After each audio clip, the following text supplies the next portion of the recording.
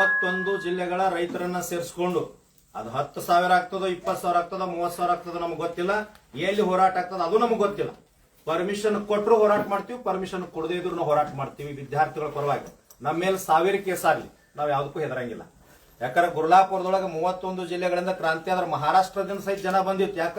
ಅನ್ನದಾತ, ಅಲ್ಲಿ ಪಕ್ಷ ಧರ್ಮ ಜಾತಿ ಯಾವ್ದು ಸಂಬಂಧ ಇಲ್ಲ. ಮೊದಲನೇದಾಗಿ ನಾವು ವಿನಂತಿ ಮಾಡ್ಕೊಳ್ತೀವಿ, ನಾವು ಬಿಜೆಪಿ ಕಾಂಗ್ರೆಸ್ ಜೆಡಿಎಸ್ ಏನೂ ಸಂಬಂಧ ಇಲ್ಲ. ರೈತರಿಗೆ ಅನ್ಯಾಯ ಆದಾಗ ಧ್ವನಿ ಎತ್ತೀವಿ, ಎಲ್ಲಿ ಬಿದ್ದಂತವ್ರಿಗೆ ಅನ್ಯಾಯ ಆದಾಗ ಧ್ವನಿ ಎತ್ತೀವಿ. ಇವತ್ತು ರೈತರ ಮಕ್ಕಳು ವಿದ್ಯಾರ್ಥಿಗಳು ಬೀದಿ ಒಳಗೆ ಕುಂತಾರ.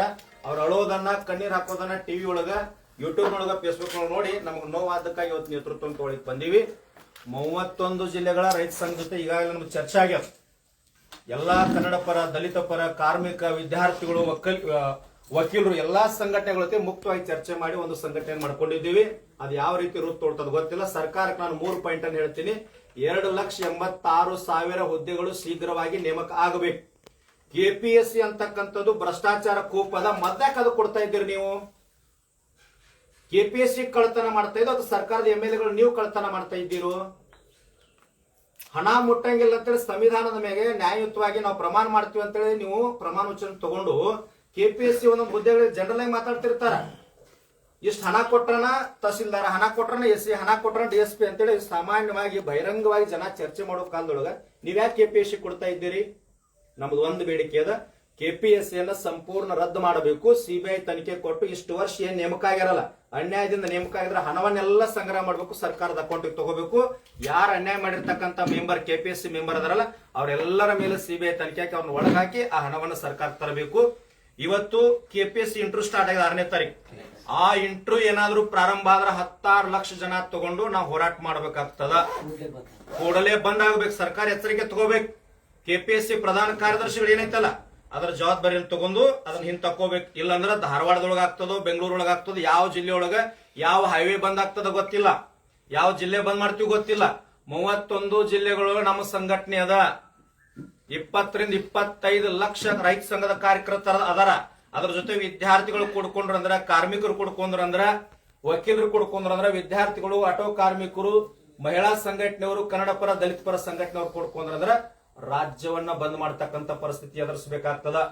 ಪಿಡಿಒದೊಳಗ ಅನ್ಯಾಯ ಆಗ್ಯದ, ಕೆಎಸ್ ಒಳಗ ಅನ್ಯಾಯ ಆಗ್ತಾ ಇದೆ.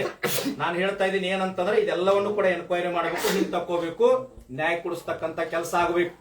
ಇಲ್ಲಂತಾರ ಮುಂದಿನ ದಿನಮಾನಗಳು ಯಾವ ರೀತಿ ಹೋರಾಟ ಆಗ್ತದ ಗೊತ್ತಿಲ್ಲ.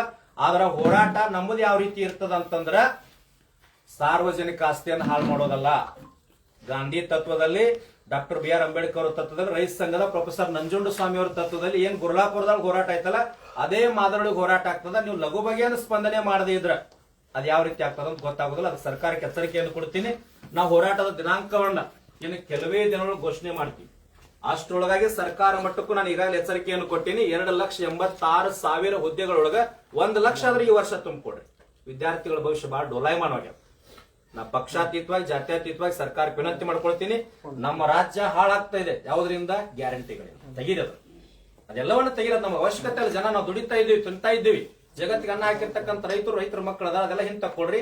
2,84,000 ಹುದ್ದೆಗಳನ್ನ ತುಂಬಿಕೊಂಡ್ರಿ ಅಂತಂದ್ರೆ ನಿಮ್ಮೆಲ್ಲರ ಭಾವಚಿತ್ರ ಎಲ್ಲ ವಿದ್ಯಾರ್ಥಿಗಳ ಮನೆ ಪೂಜೆ ಆಗ್ತದ ಅಂತೇಳಿ ಈ ಮೂಲಕ ನಾನು ಎಚ್ಚರಿಕೆಯನ್ನು ಕೊಡ್ತೀನಿ.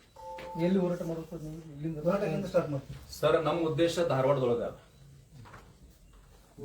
ಹೋರಾಟ ಮಾಡ್ಬೇಕಂತ. ಎಷ್ಟು ವರ್ಷ ಆಯ್ತು ಈಗ ಅಪಾಯಿಂಟ್ಮೆಂಟ್ ಆಗಲಾರ್ದ್ರಿ ರಾಜ್ಯ ಸರ್ಕಾರದ್ದು? 8 ವರ್ಷಗಳ ಮೇಲ್ಪಟ್ಟು ಹೊಂಟದ ಸರ್. ಏನ್ ಸರ್ ಬಹಳ ತಡವಾಗಿ ಬಂದ್ರಕಂತೈತಿ. ತಡವಾಗಿ ಅಂತಂದ್ರ ಬಹಳ ಜನ ಹೋರಾಟ ಮಾಡ್ತಾ ಇದ್ರು. ಹೋರಾಟಗಾರ ಲಕ್ಷಣಗಳನ್ನು ಮೀರಿ ಹೋರಾಟ ನಡೀತಾ ಇದೆ ಸರ್. ಯಾವಾಗಲೂ ಹೋರಾಟಗಾರರು ಪರ್ಮಿಷನ್ ಕೊಡ್ರಿ ಅಂತ ಡಿಪಾರ್ಟ್ಮೆಂಟ್ ಹತ್ರ ಹೋಗಿ ನಿಂದ್ರಬಾರ್ದು. ನಮ್ಮದು ತತ್ವ. ಪ್ರೊಫೆಸರ್ ನಂಜುಂಡಸ್ವಾಮಿ ಅವರು ನಾವ್ಯಾವ್ದು ಹೋರಾಟ ಮಾಡ್ತೀವಲ್ಲ ಅದಕ್ಕೆ ಸರ್ಕಾರ ಮತ್ತು ಅಧಿಕಾರಿಗಳ ಸ್ಪಂದನೆ ಕೊಡಬೇಕು, ಬಂದೋಬಸ್ತ್ ಕೊಡಬೇಕು. ಇಲ್ಲಿ ಹೋರಾಟಗಾರ ಅಲ್ಲ, ಪ್ರೆಸ್ ಮೀಟ್ ಮಾಡೋರು ಕುಂದ್ರಾಗ ಜಾಗ ಕೊಡ್ರಿ. ಇಲ್ಲ ನೀವ ಎಲ್ಲಾರು ಕುಂತ್ರ ನಾವು ಪ್ರೆಸ್ ಮೀಟ್ ಸರಿ ನಮ್ಮವ್ರ ವಿದ್ಯಾರ್ಥಿಗಳ ಕಡೆ ಸೈಡ್ ಸರಿ ಅವ್ರಿಗೆ ಅವಕಾಶ ಮಾಡ್ಕೊಳ್ಳಿ. ಪ್ರೆಸ್ ಮೀಟಿಂಗ್ ಕುಂದ್ರಾಗ ಅವಕಾಶ ನೀವು ನಮಗ್ ಕೊಡ್ಬೇಕು. ಇಲ್ಲಿ ಮುಂದೆ ಬರ್ರಿ ಸರ್. ಪ್ರಶ್ನೆಗೆ ಅಡ್ಡಾಡುದು ಯಾರು ಕುಂದ್ರಾಗ ಅವಕಾಶ ಇಲ್ಲ.